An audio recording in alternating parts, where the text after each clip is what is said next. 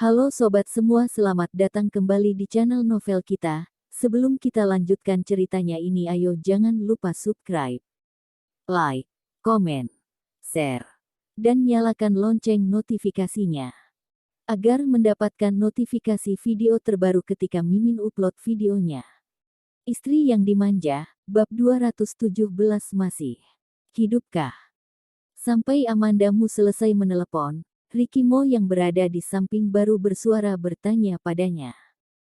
Masih pergi ke Jade Imperial? Wajahnya terlihat buruk, tampak marah, seperti sedikit tidak senang. Amandamu sekarang hamil, bukankah sesuai dengan yang dia harapkan?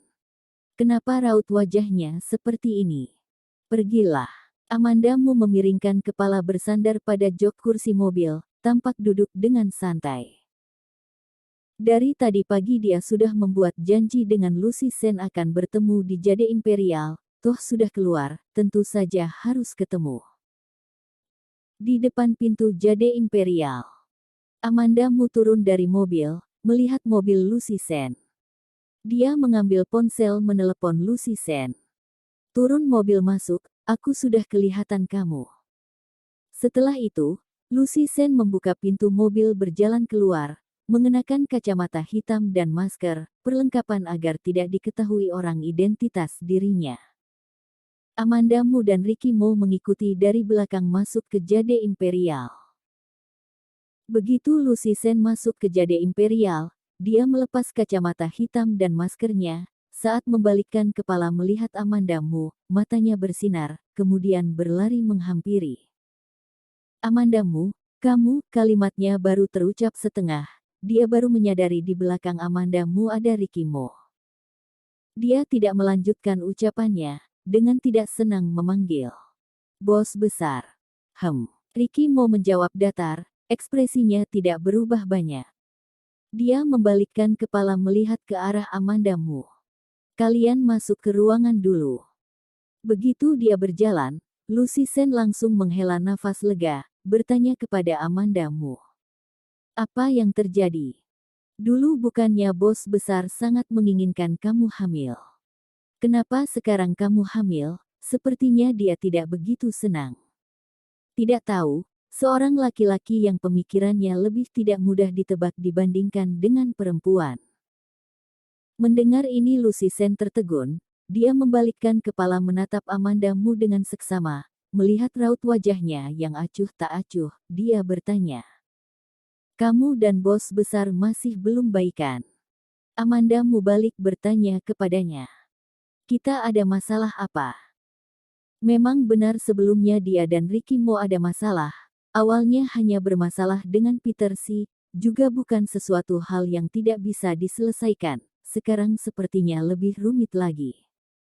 Lucy Sen menggelengkan kepala berkata. Sulit dikatakan, rasanya kalian aneh. Amandamu mengerucutkan bibir, matanya terlihat tidak bersemangat. Setelah Ricky Mo dan Amandamu berpisah, dia langsung pergi ke ruangannya di Jade Imperial. Di depan ruangan ada bodyguard yang menjaga, Donisi yang membawanya kemari. Begitu bodyguard melihat Ricky Mo, membungkukkan badan dengan hormat memberi salam. Tuan muda. Bodyguard yang berdiri di samping pintu membukakan pintu untuknya. Ricky Mo melangkahkan kaki masuk ke dalam. Donisi melihat Ricky Mo masuk ke dalam, segera memberi hormat. Di mana orangnya? Ricky Mo melihat ke sekeliling, tidak melihat ada orang lain. Donisi berjalan beberapa langkah menuju ke sudut tembok, menarik wanita yang ada di bawah meja ke hadapan Ricky Mo.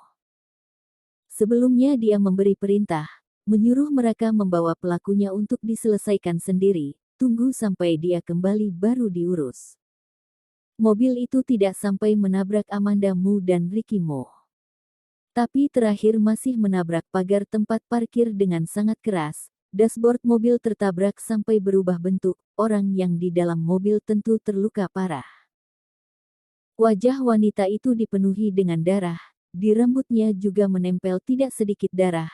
Darah di kepalanya sampai mengering, membuat rambutnya menempel, helai demi helai seperti tali tambang. Meskipun seperti ini, Ricky Mo masih mengenali wanita yang ada di depan matanya. Ricky Mo berjalan mendekat, pandangannya jatuh pada tubuh wanita itu, suaranya menyeramkan seperti raja setan yang keluar dari neraka. Siskamu, lama tidak berjumpa. Siskamu gemetar, berkata dengan terbata-bata. Maaf. Kamu, mu. Dia berbicara dengan tubuh yang gemetar.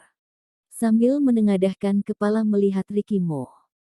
Sepasang matanya penuh dengan ketakutan, berusaha keras untuk meminta pengampunan, karena terlalu ketakutan, satu kalimat pun tidak bisa dia ucapkan dengan utuh. Tidak mudah bagi Ricky Mo untuk bersikap sabar di hadapan orang selain Amanda Mu. Dia tidak berbicara, hanya melihat Siska Mu yang gemetar tidak bisa mengucapkan kalimat dengan lengkap. Penampilannya dingin, hatinya tidak tergerak sedikit pun. Lewat beberapa menit, Ricky Mo merasa bosan, melambaikan tangan pada bodyguard. Ambil pisau. Begitu Siska mendengar ucapannya, dia makin gemetar hebat, anehnya ucapannya menjadi jelas. Maaf, tidak akan ada lain kali, aku tidak akan berbuat apa-apa terhadap Amanda Mu lagi, kamu lepaskan aku mohon, lepaskan aku. Siska Mu kehilangan banyak sekali darah, barusan masih sedikit pusing, saat ini sudah kembali sadar. Tidak perlu takut sampai seperti ini. Ricky Mo berjongkok. Kedua bola mata hitamnya terlihat lebih gelap, dengan suara rendah berkata. Kamu ingin menabrak Amanda Mu sampai meninggal, tapi aku tidak sekejam kamu, aku tidak akan membunuh kamu. Tidak, Siska Mu terkejut sampai berteriak. Ricky Mo memang benar tidak akan membunuh dia, tapi yang dilakukan terhadapnya lebih menyakitkan daripada membunuh. Sudah bukan yang pertama kalinya, nanti juga terbiasa. Ricky Mo perlahan berdiri, ada bodyguard yang mengambilkan kursi dan meletakkan di belakangnya. Ricky Mo duduk. Siska Mu memegang erat stoking dan roknya, bodyguard mengambil pisau, dengan pelan menyayat, membuat stokingnya robek. Siska Mu membelalakan kedua matanya, urat di seluruh tubuhnya menjadi kaku. Jangan seperti ini kepadaku. Pisau yang dibawa bodyguard mulai digerakkan di atas kaki Siska Mu, selapis demi selapis menyayat dagingnya. Sejak kecil Siska Mu sudah berlagak seperti pemimpin, sangat dimanja di keluarga Mu, sedikit kesusahan dia sudah tidak tahan, mana mungkin dia bisa tahan disiksa seperti ini. Yang lalu dia bisa di depan media memberi klarifikasi bahwa surat nikah itu palsu, juga karena Ricky Mo menggunakan cara ini untuk memaksa dia. Wanita yang tidak memiliki otak seperti Siska Mu ini, terlalu mudah untuk dilawan. Siska Mu terus berteriak, Ricky Mo berbicara dengan datar. Terlalu berisik. Setelah itu, mulut Siska Mu ditutup, hanya bisa mengeluarkan suara raungan yang tidak jelas. Donisi yang berdiri di samping, melihat pemandangan di depannya ototnya menegang, akhirnya menutup bibirnya erat-erat dan melihat ke arah lain. Tepat pada saat Siska Mu kesakitan sampai hampir pingsan, pintu tiba-tiba dibuka. Donisi terkejut, siapa yang tidak tahu aturan, masuk di saat seperti ini. Ricky Mo. Begitu Donisi mendengar suara ini, berbicara pelan, gawat. Selain Amanda Mu masih ada siapa lagi yang memanggil Ricky Mo dengan sebutan namanya. Begitu Amanda Mu masuk ke dalam, langsung berlari menghampiri Ricky Mo. Di depan Ricky Mo tergeletak Siska Mu yang sudah pingsan, Amanda Mu tentu melihat penampilan Siska Mu saat ini. Siska Mu baru mengalami kecelakaan, setelahnya masih dibuat ketakutan oleh Ricky Mo, saat ini sudah disiksa sampai penampilannya acak-acakan. Amanda Mu terkejut melihat penampilan Siska Mu yang seperti ini, lewat beberapa detik baru berespon, bertanya pada bodyguard yang ada di samping. Dia, masih hidupkah? Bodyguard menganggukkan kepala. Masih hidup. Selesai bodyguard berbicara, mengangkat kepala melihat ke arah Ricky Mo. Setelah Amanda Mu masuk ke dalam, Ricky Mo sama sekali tidak berbicara satu kata pun. Bersambung.